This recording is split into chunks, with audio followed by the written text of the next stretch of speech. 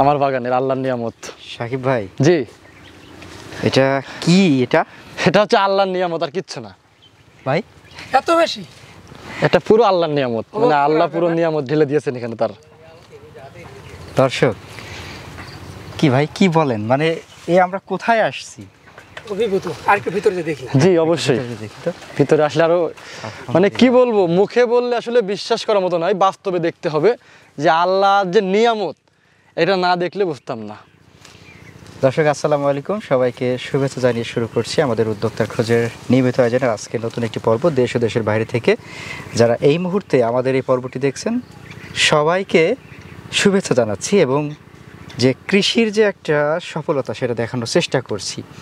দর্শক এই মুহূর্তে আমরা রয়েছি হচ্ছে সাকিব খানের কমলা বাগানে, চাইনিজ কমলা বাগানে। আমাদের লোকেশনটা হচ্ছে চুয়াডাঙ্গা জেলার জীবননগর উপজেলার নিধিকুণ্ড গ্রাম। এখন প্রথম অংশে হয়তো আপনারা দেখলেন যে সত্যি আমাদের এমদাদ ভাই, সাকিব ভাই সবাই মিলে যেভাবে অবাক হয়েছি ফলন দেখে, আপনারা কি অবাক হচ্ছেন না? সত্যি এরকম ব্যাপার না?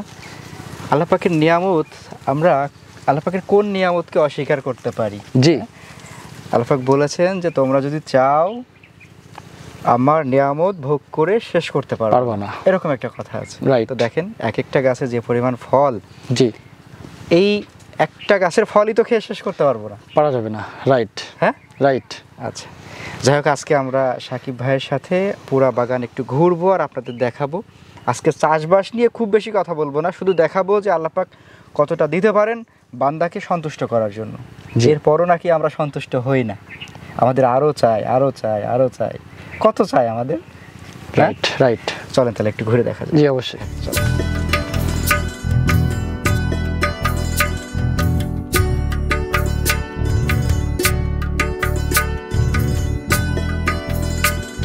তাই দেখেন আল্লাহ পাকের কি যে নিয়ামত।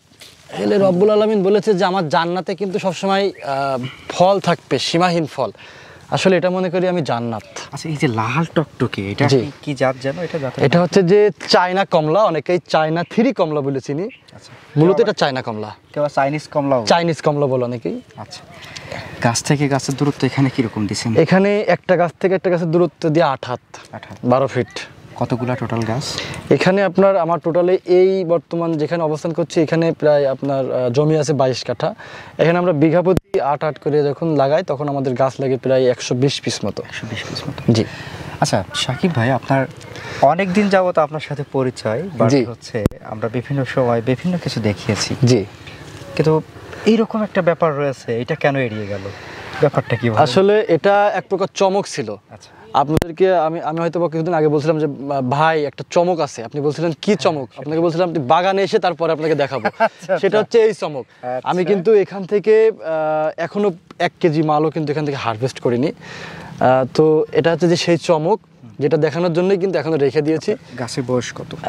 গাছের বয়স আপনার, হ্যাঁ এই সাইডে আসি, এই আমরা যেই গাছটার গোড়ায় এখন দাঁড়ায় আছি এই গাছটার বয়স আপনার 4 বছর। 4 বছর, জি।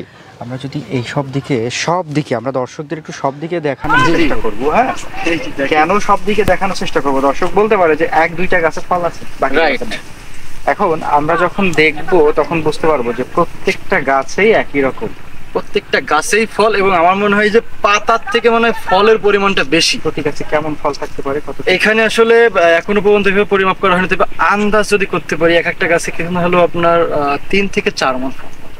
আচ্ছা, আমরা যদি সব বাদ দিয়ে 2 মণ রাখি, এখন মন প্রতি কিরকম বিক্রি করা যায়? 4000 হয়? আমি একটা সত্য কথা বলি, সত্য কথা কেউ বলে না ভিডিওর ভিতরে। এই জমিটা কমলা অলরেডি মানে একটা পার্টি আসছিল বাগানে, থাউকো দাম বলে গেছে। তো সেটা আমি আপনাদেরকে সবাইকে জানাতে চাই যে আপনি তার আমার টাকা নিয়ে নেবেন না ভাই, বা অন্য কেউ তো আমার টাকা নিয়ে নেবে না। তো এখানে আমার মনে করেন যে টোটাল জমিটা আমি 8 লক্ষ টাকা চেয়েছি, তারা আমার 7.5 লক্ষ টাকা পর্যন্ত বলছে। থাউকো দাম যেটাকে বলি আমরা এক প্রকার, এটা বলে গেছে। এখনো পুরোপুরি মনে করেন যে দেইনি, তবে ইনশাল্লাহ যদি আমি দিয়ে দিই তাহলে মনে করেন যে 7.5 লাখ টাকা আমি দিয়ে দিতে পারছি। মানে এক বিঘার একটু বেশি, 22 কাঠা, 1 বিঘার একটু বেশি কমলা, আপনার চাইনিজ কমলা, সেটা তারা এমনিতেই শুধুমাত্র দেখে আনুমানিক একটা দাম বলে গেছে। কত? 7.5 লাখ টাকা তারা বলছে, আমি দিইনি। আপনার টার্গেট কত? আমি 8 লাখ টাকা বলছি। এই যে 8 লাখ টাকা একবারে বিক্রি করা যাচ্ছে, জি, এটা করতে গিয়ে আপনার কত বছর অপেক্ষা করতে হলো? বর্তমান গাছের বয়স হচ্ছে 4 বছর, আর আমরা হচ্ছে যে গাছের ফল পাচ্ছি 2 বছর পর থেকে। এখন দেখেন 2 বছরের ফল আর এই 4 বছরের ফল তো সেম না। আশানুরূপ তুলনামূলক তো যখন গাছের বয়স বাড়বে তখন ফলটাও দ্বিগুণ হারে হবে। এই বছর যে ফলটা পাচ্ছি আমরা কিন্তু আগামী বছর আশা করছি এর থেকে একটু বেশি ফল পাবো, বাকিটা আল্লাহ ভরসা। আমরা দেখি প্রত্যেকটা এইভাবে, ওইটা দেখি, এটা জি জি জি। মাশাআল্লাহ মাশাআল্লাহ। আপনার 1 কেজিতে কতগুলো ফল হচ্ছে? এখানে 1 কেজিতে যদি পরিমাপ করেন তাহলে আপনার 10 থেকে 12টা। 10 থেকে 12টা। জি শাকিব ভাই, কমলা চাষটা মোটামুটি কতটুকু জটিল মনে হয় আপনার কাছে? বেসিক্যালি আমি যেটা মনে করি, আমার কিন্তু অন্যান্য আরো চাষ আছে, আমি মনে করি কমলা চাষটা একটি শৌখিনতার চাষ। বিশেষ করে এই চাষটাতে খরচ বলতে গেলে তেমন কোনো খরচ নাই।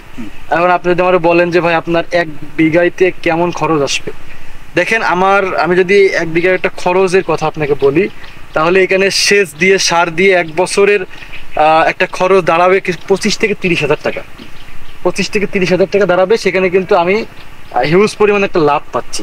পাশাপাশি এখানে আর একটা খরচ অ্যাড করা যায়, সেটা হচ্ছে এখন যে পরিমাণ ফল দেখতে পাচ্ছেন, এই ফলগুলো কিন্তু চুরি হয়ে যাওয়ার সম্ভাবনা থাকে, অনেকেই হিংসা করে নষ্ট করে দেয়। সেক্ষেত্রে কিন্তু এখানে আমরা প্রতিনিয়ত 3 জন করে লোক রাখি।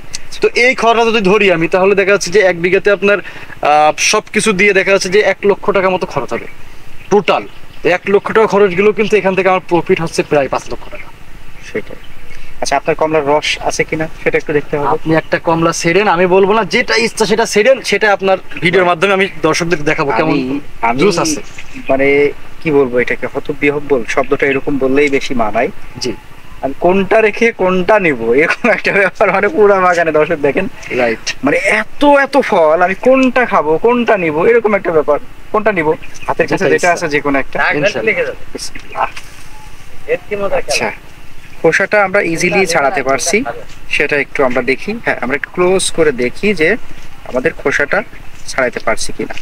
আর কমলার ভিতরে যে ব্যাপারটা, যদি এই কমলাতে রস না থাকতো তাহলে কিন্তু কমলার কোয়াগুলা দেখলে বোঝা যাইতো।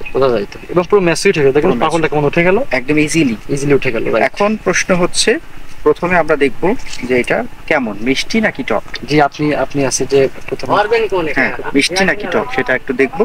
এরপরে আমরা রস আছে কিনা দেখবো। বিসমিল্লাহ। মাশাআল্লাহ, এত সুন্দর টেস্ট। মানে আমাদের বাংলাদেশে উৎপাদিত চায়না কমলাতে বা ছোট সাইজের কমলা যে এত সুন্দর লাগবে অভাবনীয়। ভাই, বিসি আছে, বিসি থাকবে, বিসি দিয়ে একটা থাকবে, এটা স্বাভাবিক। এবার একটু আমাদেরকে চিপে দেখাবেন কেমন রস আছে। অবশ্যই চিপলে অনেকে আবার বলে যে নষ্ট করছেন কেন, তারপরেও চিপে দেখাতে আপনাদেরকে বিশ্বাসের সাথে। এই যে আমি কিন্তু এখানে কোয়া নিয়েছি 3টা, আপনার একটা কমলার অর্ধেক কিন্তু আপনার কাছে আছে, 4 ভাগের 1 ভাগ আপনার কাছে। হ্যাঁ, আমি 3টা কোয়া নিয়েছি মাত্র। 3টা কোয়া একটু চেপবো। বিসমিল্লাহির রহমানির রহিম। এই যে দেখেন, মাশাআল্লাহ, সব কিন্তু জুস। এই যে দেখেন, যত চাপবো ততই কিন্তু জুস বের হবে। এই যে অসাধারণ অসাধারণ কমলা। এটা যদি ব্লেন্ডার মেশিনে ব্লেন্ডার করি তাহলে কিন্তু জুসটার পরিমাণ আরো বেশি হবে, কারণ হাত দিয়ে কিন্তু পুরো জুসটা বার হয় না। সব মিলিয়ে আমরা বলতে চাই বা বলতে পারি যে এই চাইনিজ কমলাটা বাণিজ্যিকভাবে বেশ লাভজনক, ইনশাআল্লাহ বলা যায় এটা। আচ্ছা, এখানে রোগ বালাইটা সর্বোচ্চ কি পেয়েছেন আপনি? আচ্ছা, এখানে বেসিক্যালি এখানে রোগ বালাই বলতে গেলে রোগটা নির্ভর করে আপনার পুরোপুরি মাটির উপরে, আবহাওয়াটা তারতম্য থাকে। আর কমলা মালটার ক্ষেত্রে বিশেষ রোগ বলতে গেলে তেমন কোনো রোগ নাই। এখানে আপনার ওই যে মাকড়নাশক যেটা বলি, মাকড়নাশকই দেখা যায় বেসিক্যালি, তার জন্য আমরা ভার্টিমেক্সটা ইউজ করি।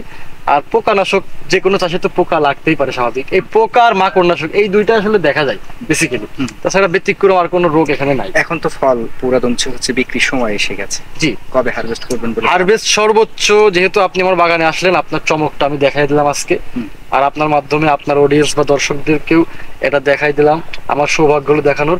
সেক্ষেত্রে সর্বোচ্চ আর 3 থেকে 4 দিন বা সর্বোচ্চ 1 সপ্তাহের ভিতরে বাগান ক্লোজ হয়ে যাবে, কারণ এটা যে পর্যায়ে এখন আছে একেবারে পরিপক্ক হয়ে গেছে। এখন যদি আমি এখানে 10 থেকে 15 দিন রাখি তাহলে আমার লাখ টাকার বাগান খেয়ে যাবে 1 টাকার ছাগলে, পুরোপুরি নষ্ট হয়ে যাবে। খুব একটা রিস্ক নেওয়া যাবে না। জি, রিস্ক নেওয়া যাবে না, কারণ এটা পুরোপুরি ম্যাচুইট হয়ে গেছে, এখন বিক্রির উপযোগী হয়ে গেছে। আমাদের অনেক দর্শক তো বাগান দেখতে চাইবেন, তখন দর্শক যদি বাগান দেখতে চাই, আসলে এই ভিডিওটাকে পাবলিশ হবে আমি জানি না, তবে তারা আমার হাতে ফোনে যোগাযোগ করে দ্রুত আসতে হবে। দ্রুত আসতে পারে, বা যদি থাকে তাদের ভাগ্যে তাহলে দেখতে পারে ইনশাল্লাহ। কারণ এখানে দেখেন, এখানে মিথ্যার কিছু নাই সোহান ভাই।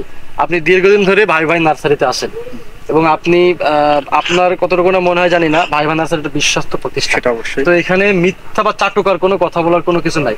এটা আল্লাহর নিয়ামত, এবং এটা দর্শকদেরকে এজন্যই দেখানো যে অনেকে বিশ্বাস করে না, এই জন্য দেখানো। আর একটা কথা বলি, মালটা কমলা সাইট আছে, অনেক জাত আছে, হাজার হাজার শত শত জাত আছে।